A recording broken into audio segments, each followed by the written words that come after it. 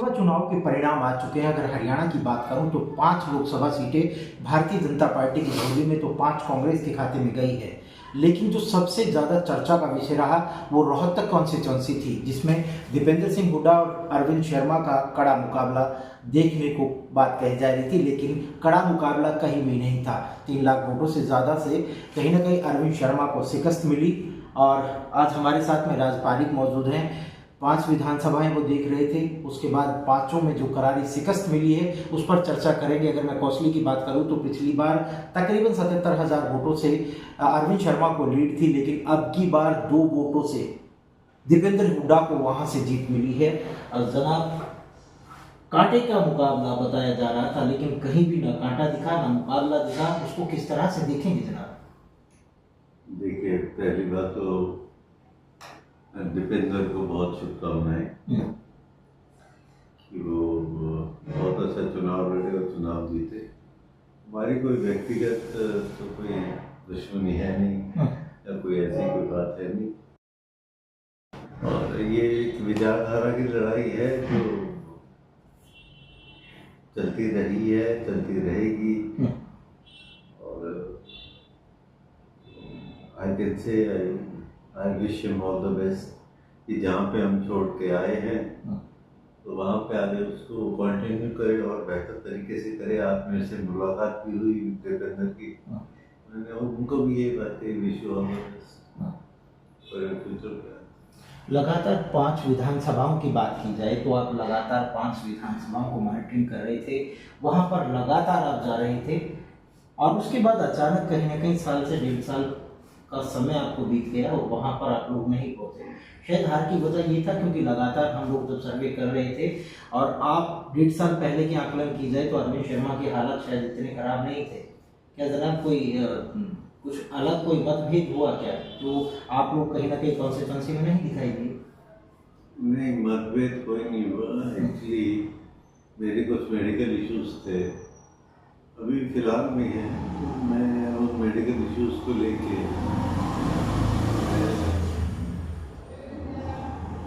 चला गया था बाहर। इस वजह से मैं कॉन्स्टिट्यूंसी को टाइम नहीं दे पाया।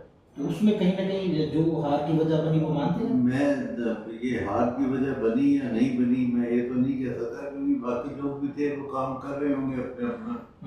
ऐसा तो नहीं है कि किसी एक आदमी के ऊपर ही भाई पूरी, ये तो एक टीम एफर्ट होती है कि ये कोई गोल्फ का गेम तो है नहीं कि भाई आदमी एक ही आदमी अपने आप से लड़ रहा है। ये तो एक टीम एफर्ट होती है। हाँ, लेकिन ये जरूर है कि हम हारे तो हम हारे इसलिए कि हम अक्षम रहे अपनी उपलब्धियों को बताने में, लोगों के बीच में उनको पहुंचाने में, उनको समझाने में। दूसरी बात, हम अक्षम रहे उनको ये समझाने में कि हमें काम करने का मौका सिर्फ 2 साल मिला, 3 साल मौका नहीं मिला। 2 साल इस वजह से कि कोविड पीरियड था, 1 साल इस वजह से कि किसान आंदोलन था, भाई साहब यहाँ पे नहीं आ पाए। और पिछले 1-1.5 साल में हाँ मेरी भी यहाँ पे अनुपस्थिति थी, तो उसका वो थोड़ा बहुत इफेक्ट आप लोगों को ज़्यादा मालूम है क्योंकि आप फील्ड में रहते हो। टीम वर्क की बात की जाए तो टीम वर्क, जैसा आपने कहा कि टीम स्पिरिट होती है, लेकिन टीम के जो योद्धा थे अगर वो ही कहीं ना कहीं अरविंद शर्मा के साथ ना दिखाई दिए, सिर्फ फोटो सेशन पर दिखाई देते हैं, तो हार की वजह तो होगी जनाब। ऐसा है, ये जो मैंने इस चुनाव में ये चीज़ देखी है, कुछ लोग गाड़ी में बैठने के बड़े इच्छुक होते हैं कि हमें गाड़ी मिल जाए अरविंद शर्मा की और हम उसमें गाड़ी में बैठ जाए।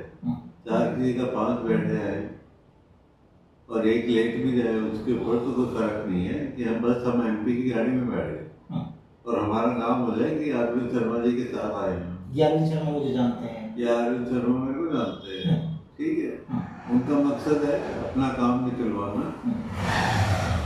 2 तरह के तिलक करते हैं, हाथ में कड़ा पहनते हैं, आंखों उंगली में अपनी अंगूठियाँ पहनते हैं, नाम के आगे संत लगाते हैं, फिर कहते हैं कि जी देखो हम बहुत काम कर रहे हैं, और फिर धोखा देके चले जाते हैं। जेब में वोट नहीं होते उनके 25 और गिनाते हैं कि भाई हमने तो देखो जी हम तो 50,000 वोट का काम हमने कर दिया।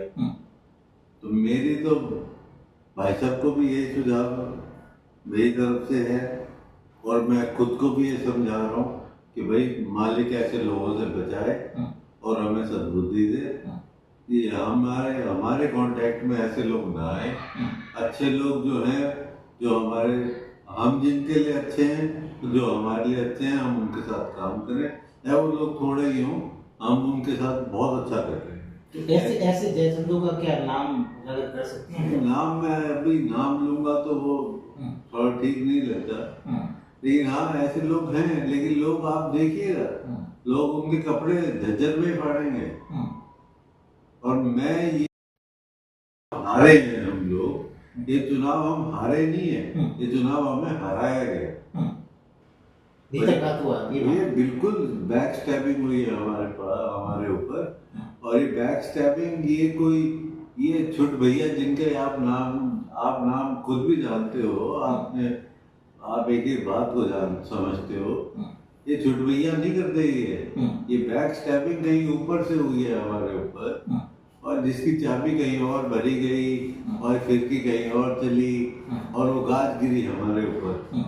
ठीक है, इसमें जो हमारे जो चीफ मिनिस्टर थे मनोहर लाल खट्टर जी, उनका मैं तो कहूँगा उनका भी हमारे को हराने में योगदान है। भाई क्यों? मनोहर लाल खट्टर जी बड़ियानी गांव से ही है ना, तो रोहतक में आता बड़ियानी गांव। मनोहर लाल खट्टर जी में हिम्मत थी तो बड़ियानी से रोहतक से आके क्यों नहीं लड़े, क्यों नहीं बोले कि रोहतक से मैं लड़ूंगा, अरविंद तू करनाल से लड़ ले भाई।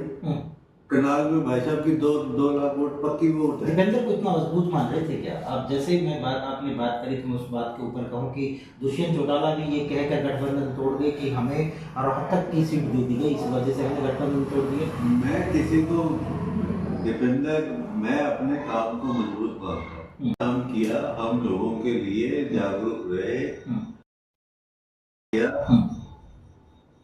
और काम गिनाने हो तो गिनाने को मैं बहुत सारे काम गिना सकता हूँ, लेकिन जो पिछले 1.5-2 साल में जो मेरी अनुपस्थिति में जो हुआ, मेरे को उसका पूरी तरह से नॉलेज नहीं है कि उसका कितना इफेक्ट हुआ या कितना इफेक्ट होगा, तो मैं उस पर ज़्यादा कमेंट नहीं कर सकता। बादली, झज्जर, बेरी, यानी बादली की अगर बात करें तो 11,500 वोटों से पिछली बार दीपेंद्र हुड्डा जीते, अब की बार 47,000, यानी हाँ बहुत फर्क पड़ा है, बहुत फर्क पड़ा परिस्थितियों में।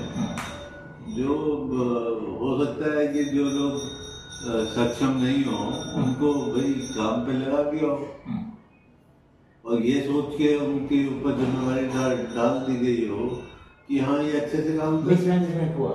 हाँ हो सकता है मिसमैनेजमेंट होगा, जिसने भी स्ट्रेटेजी बनाई होगी, जिसने भी वो लोग सेलेक्ट किए होंगे कि भाई ये लोग हमारे लिए बहुत अच्छा काम करेंगे, भाई वो डिलीवर नहीं कर पाए। टू बी वेरी ऑनेस्ट, मैं इसको डिफेंड करूं इस बात को कि नहीं ऐसा वैसा, तो मैं वो डिफेंड नहीं करूंगा। टू बी वेरी ऑनेस्ट, वो अच्छा काम नहीं कर पाए, जिसका परिणाम हम भुगत रहे हैं। सबसे बड़ा झटका कोसली ने दिया जरा। हाँ कोसली ने झटका दिया, बिल्कुल दिया कोसली ने झटका। 77,000 की लीड टूट गई आपकी। हाँ 77,000 की लीड टूट गई, लेकिन लोग हमें वहाँ अभी भी बहुत प्यार करते हैं। आप ये देखिए, मैं अभी कोसली से ही आ रहा हूँ, सीधा वो वहाँ से फॉर्म साइन करके, मेरी आंखों में पानी था जब मैंने फॉर्म साइन किया सबसे लास्ट में वहाँ से नहीं निकलो। और कोसली को मैंने बहुत सहेज के रखा था। कोसली के लोग मेरे को बहुत प्यार करते हैं, मैं भी कोसली के लोगों को बहुत प्यार करता हूँ। अब चूक कहाँ हुई जरा? चूक ठीक है, बीच में एक आई थिंक एक वैक्यूम आ गया होगा, यही चूक का कारण रहा। राजपालिक लगातार जैसे आप बताएं कि कोसली में डेरा डाले थे और उसके बाद भी 77,000 की लीड टूट जाना, तो जाहिर सी बात है कि कहीं ना कहीं ऐसा कोई वाक्य हुआ होगा जो अरविंद शर्मा के खिलाफ नाराजगी। नहीं, वहाँ के जो लोग थे, वहाँ का हमारे खिलाफ किसने काम वहाँ पे नहीं किया। जो हमारे अपने लोग थे उन्होंने ही हमारे खिलाफ काम किया। अब मैं नाम लूं, वहां पे जा रहे हैं तो वहां के एमएलए का विरोध हो रहा है, वहां के किसी प्रभारी का विरोध हो रहा है, कभी किसी मोर्चे के अध्यक्ष का विरोध हो रहा है, कभी किसी मंडल अध्यक्ष का विरोध हो रहा है।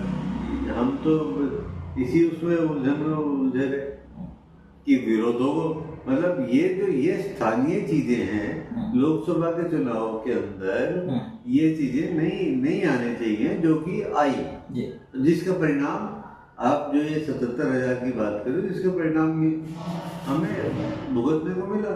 राजीव, एक लास्ट सवाल कि अब भी थके हुए हैं, क्योंकि जाहिर सी बात है पिछले काफ़ी दिनों से आप लगातार कैंपेनिंग कर रहे हैं, लोगों के बीच जा रहे हैं, और जो ये हार है वो वाकई ही बड़ी हार है, उसको पचा पाना बड़ा मुश्किल है। जैसे कि आपने कहा कि जैसे रिश्तेदार हुआ, ये कुछ जो भी भारतीय जनता पार्टी के जो नेतृत्व थे वो पूरी तरह से समझ नहीं पाए। राजपारिक क्या उम्मीदें मान रहे थे कि इतने लाख वोटों से अरविंद शर्मा हार पाए? नहीं, मैं नहीं मान रहा था। मेरे लिए भी बहुत सरप्राइजिंग है और बहुत डिफिकल्ट है डाइजेस्ट करना ये सब। मैं नहीं मान रहा था कि इतना सब कुछ होगा या हो सकता है, लेकिन ठीक है, अब ये हुआ है तो ग्रेसफुली जो भी मैंडेट हमें जनता ने दिया है, हम उसको स्वीकार करते हैं और सर माथे पे रखते हैं और आगे कोशिश करेंगे कि हम बेहतर काम करें, अच्छा काम करें। और लेकिन मैं आपको एक बात बहुत अच्छे से बता दूं कि मेरा सूखा किनारा देख के अपना आशिया मत बना लेना। मैं समुद्र हूँ, लौट के जरूर रहूँगा। रोहतक लोकसभा के लोगों को क्या मैसेज देंगे राजपाल? मैं रोहतक लोकसभा के लोगों को बहुत धन्यवाद दूंगा, जिन्होंने हमें सपोर्ट किया। जिन्होंने हमें सपोर्ट नहीं भी किया उनको भी मैं धन्यवाद दूंगा। और उनसे मैं यही उम्मीद करूँगा कि जो आपने हमें अभी तक आशीर्वाद दिया, अपना आशीर्वाद आप हमें हमेशा हम पे बनाए रखें। हम आपके लिए हमेशा खड़े हैं, चाहे हम सत्ता में हैं, चाहे हम सत्ता में नहीं हैं, लेकिन हम आपके बीच में रहेंगे। हम आपके बेटे हैं, भाई हैं, हम वहीं पे रहेंगे। और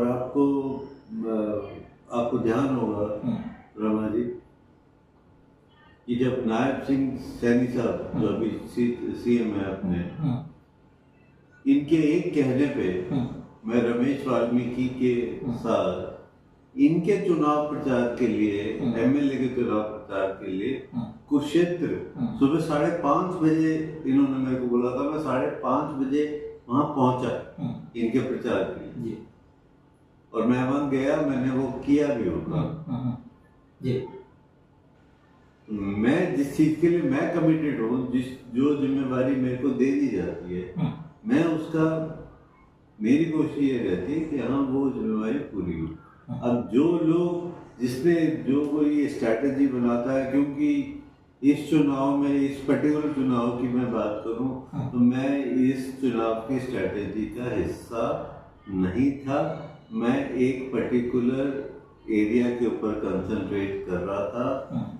जो कंसंट्रेट मैं कर रहा था, जहां मैंने कंसंट्रेट किया, वहां पे मुझे ये इंट्यूशन हो रही थी, ये इस तरह की वाइब्स मिल रही थी मेरे को कि चीजें हमारे पक्ष में नहीं है।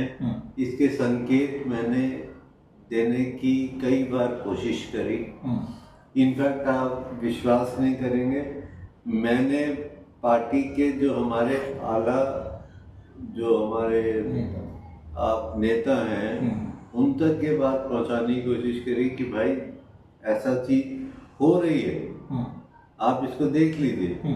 अब कोई नहीं समझे इन बातों को तो उसमें अरविंद शर्मा क्या करे या कोई थर्ड पर्सन उसमें क्या करे। हरियाणवी भाषा में एक कहावत है कि दूध की रखवाली के लिए, यानी बिल्ली को अपने सिक्योरिटी में रख दिया। हाँ ठीक है, दूध की रखवाली के लिए बिल्ली को सिक्योरिटी पे रख दिया तो फिर ठीक है। तो दूध का जो अंजाम होगा वो तो फिर सुबह पता लग ही जाएगा। बात करने के लिए शुक्रिया। Thank you.